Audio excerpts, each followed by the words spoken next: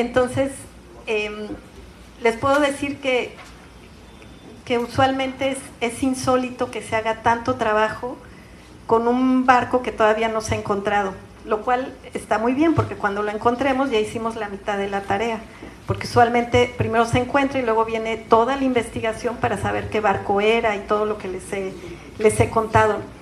Por lo tanto, para la exposición invitamos a los mejores especialistas de México y de España a que participaran en el libro y contaran diferentes historias a través del naufragio del Juncal.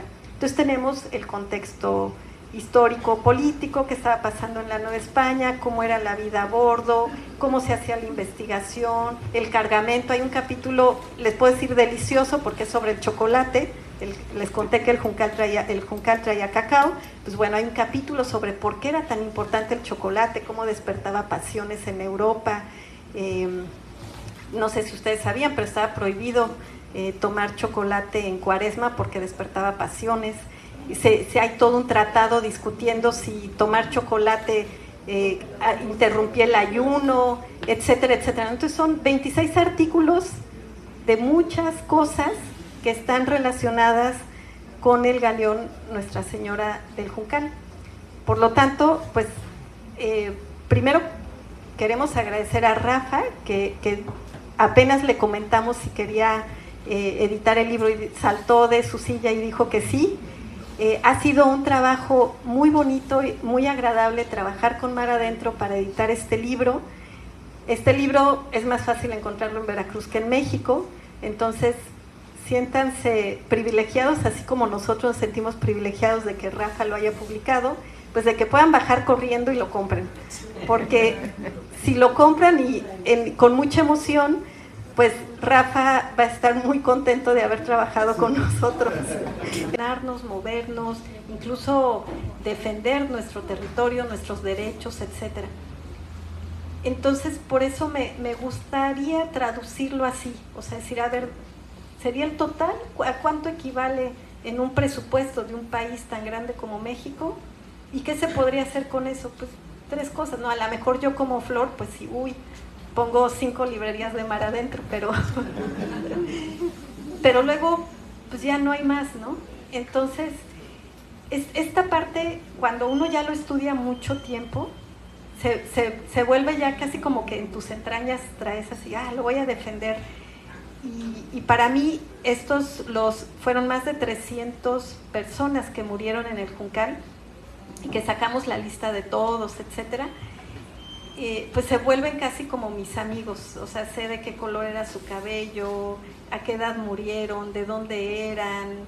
Algunos tienen pues las escenas que les conté, ¿no? Al que quieren tirar, al que se queda con las joyas, al contramaestre que le dieron el cofre con las joyas y que después lo procesan. Nuestra Señora del Juncal era el barco capitana de la flota de la Nueva España de 1630. Era una flota conformada por 13 embarcaciones que cuando zarpa de Sevilla, zarpa en un contexto histórico súper complejo. ¿Qué está pasando en Europa? Es la guerra de los 30 años. España está tratando de defender su hegemonía y está involucrado todo este conflicto entre los católicos y los protestantes, quién se va a quedar con el poder, la herencia de las coronas, etcétera. Y por supuesto que el mar es un escenario donde se empiezan a resolver esos conflictos. Entonces, cuando zarpa esta flota, zarpa en circunstancias muy complejas porque hay pocos recursos para artillar los barcos. Y siempre van a estar los enemigos de la corona, es decir, los piratas y los corsarios en el mar esperando esta flota. Y todas las flotas que se pudieran atrapar. Entonces, logra llegar esta flota al puerto de Veracruz y cuando está preparándose para zarpar, le avisan desde La Habana que hay un grupo de piratas holandeses que los están esperando a su regreso. Eso hace que se den una serie de instrucciones para decirles no pueden zarpar hasta que estemos seguros de que el agua está libre de los enemigos. Y eso llevó meses. Ustedes que viven en el puerto de Veracruz saben que no se puede zarpar cuando uno quiera, sino cuando son los momentos ideales. Y cuando se empieza a acercar el invierno y los nortes son muy peligrosos. Entonces van pasando los meses, los comerciantes están un poco desilusionados porque no saben si embarcar, si no embarcar, los pasajeros, hay mucha tensión. Llega la instrucción desde La Habana que pueden zarpar, pero piensen que la instrucción llega en un barco. Llega la instrucción aquí al puerto, pero tiene que ir alguien a caballo hasta la Ciudad de México a informarle al virrey, y luego el virrey tiene que mandar a alguien a caballo hasta el puerto de Veracruz a decir, sí, se autoriza que zarpen. Entonces vayan pensando en estos tiempos tan largos, ¿no? Ahora que estamos en la época del WhatsApp, que con un así podemos informar muchas cosas, pues eso tenía que ver con los tiempos. Cuando zarpa la flota por fin, o sea, un 14 de octubre de 1631, ese día que va a zarpar se muere el general de la flota. Y eso obliga a una nueva reunión a decir, ¿qué hacemos? ¿Zarpamos o no zarpamos? Porque los metales preciosos que iban en sus bodegas eran importantísimos y necesarios para contribuir pues a pagar a los soldados, la artillería, etcétera, de la guerra que se estaba librando en Europa. Entonces deciden zarpar, y Nuestra Señora del Juncal, que se acuerdan que les dije que era la nave capitán, es decir, la principal, la que va al frente de la flota, como se murió el general, cambia su cargo y va a ser la nave almirante, es decir, va en la retaguardia de todo el convoy. Zarpan del puerto de Veracruz, San Juan de Ulúa, y a los pocos días les agarra un norte. O sea, justo salen en el momento que no deberían salir. Y cuando están navegando y está el norte, deciden regresar al puerto, y cuando empiezan a hacer la maniobra se dan cuenta que traen mucha agua, empieza a entrar mucha agua por los costados, se dan cuenta que traen dañado el casco. Entonces revisan y resulta que tenían una vía de agua, y esa vía de agua les impedía hacer estas maniobras porque se dañaba más el casco. Entonces dicen, vámonos a tratar de llegar a La Habana. Y aquí la flota se empieza a dispersar. Ahora imagínense ustedes, pues día y noche a los marineros achicando agua, el nivel del agua en las bodegas no bajaba, entonces empiezan a aventar artillería, tampoco baja el nivel del agua, empiezan a aventar cargamento, no pasa nada, y llegan a una situación desesperada que dicen, vamos a cortar el mástil mayor. Si esto fuera el barco, y esto es el mástil mayor, ustedes saben que eliminar un mástil implica quitarle peso al barco, pero quitar el mástil también significa perder la capacidad de maniobra. Entonces es una decisión súper difícil. Eso quiere decir que ya estaban desesperados. Y aquí, como paréntesis, cuando tú tratas de imaginarte que es cortar un mástil de 30 metros, de 2 metros de largo, 2 metros de ancho, en medio de una tormenta, cuando ya llevan una semana completa achicando agua día y noche y tirando cosas, etcétera, eso nos habla de los grandes navegantes que eran, porque tirar un mástil sin dañar el barco es súper difícil. Y además hay toda una serie de instrucciones de cómo se debe cortar el mástil, debe ser el maestre el primero en que dé el hachazo, porque si no lo hace él, se debe hacer una junta donde todos están de acuerdo en hacerlo, etcétera. Entonces, en esta situación desesperada, en este barco viajaban varios personajes muy importantes, nobles y un general y un almirante de la nao de China. En esa época, lo más valioso era lo que se tenía que salvar. Mujeres y niños primero no existía, esto es hasta el siglo XIX, o sea, primero el general, el capitán, el piloto, los documentos oficiales. Obviamente las toneladas de plata no se pueden embarcar en una lancha. ¿Y por qué? Porque el general tenía que dar cuenta de lo que había sucedido, el piloto tenía que dar cuenta, y bueno, los nobles tenían que salvarse, y pues el resto le hacía como podía. Entonces, en este barco, en el Juncal, iba un noble que era nieto de Luis de Velasco, el primer virrey de la Nueva España. Iba procesado por fraude, iba a seguir un juicio en España.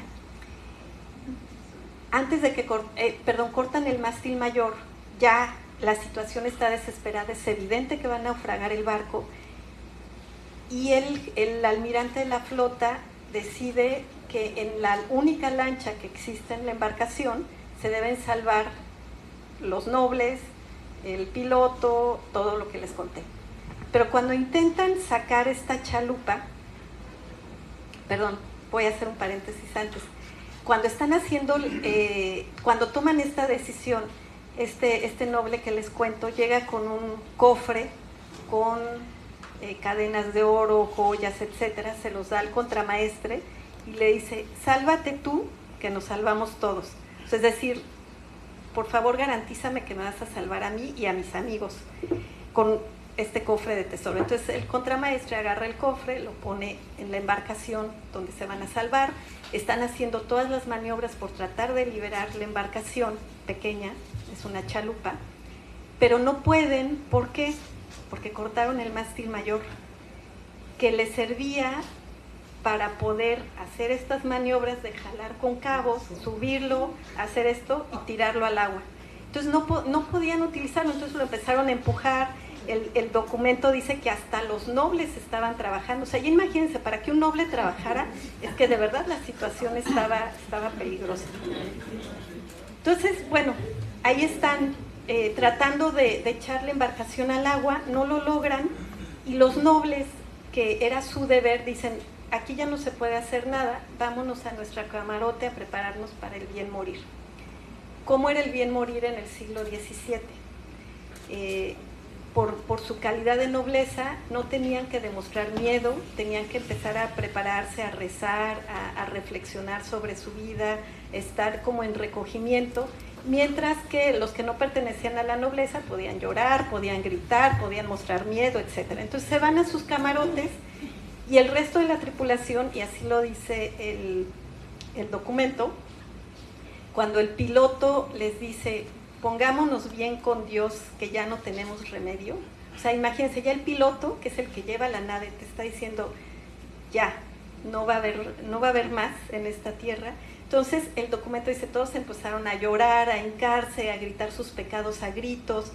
¿Por qué? Porque siempre llevaban 2 religiosos a bordo, justamente para todos los ejercicios religiosos y espirituales. El juncal empieza a irse a pique. El juncal, imagínense el oleaje, está luchando contra el oleaje.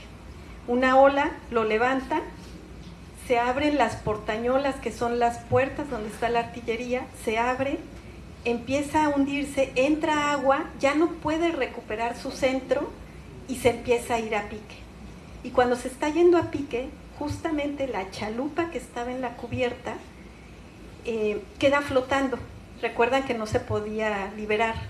Entonces toda la tripulación que está cerca de la chalupa corre, se sube en la chalupa. Uno de los marineros con un hacha corta los cabos con la que estaban tratando de subirla. Se empieza a hundir el juncal, queda la chalupa flotando, se arma un remolino por irse a pique el barco, y la chalupa sale volando gracias al remolino y cae lejos del remolino.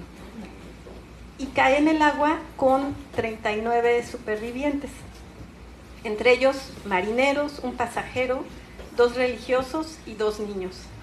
Que dice que además los niños, bueno, eran los grumetes del barco, se morían de miedo y estaban detrás de 2 marineros escondidos.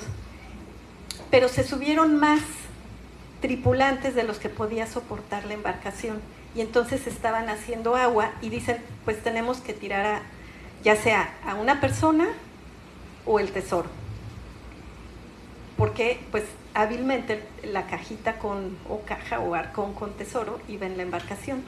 Y entonces, pues, ¿qué creen que decidieron? Una persona. O sea, ¿quién quiere tirar un tesoro? O sea, una persona. Y después, democráticamente, todos votaron por uno de los religiosos.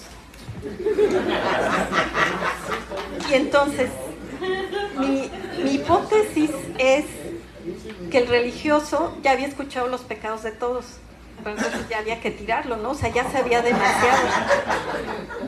Entonces, bueno, el religioso llora, implora que por favor no lo tiren, deciden, bueno, no tirarlo, aunque el documento dice: me intentaron tirar 3 veces, o sea, eso también nos da una idea de que pues no era muy simpático. Deciden tirar parte del tesoro, están toda la noche achicando agua con sus bonetes, que son los gorros de los marineros. ¿Por qué? Porque cuando se dieron cuenta que no podían tirar la chalupa al agua para salvarse, la barrenaron, porque era una tina enorme donde le estaba cayendo todo el oleaje y estaba haciendo más peso en el barco, que justamente era lo que no querían. Entonces, literalmente se salvaron en una coladera. Entonces, están toda la noche achicando agua y cuando empieza a amanecer en el horizonte, ven una vela, empiezan a hacer señales y era el patache de Nuestra Señora del Juncal. Un patache es un barco menor que sirve para comunicarse entre los barcos principales. Hacen señales, se acerca el barco, los sube y cuando se sube el último se hunde la chalupa. Es decir, si milagrosamente no los encuentran, pues no les podría estar yo contando esta historia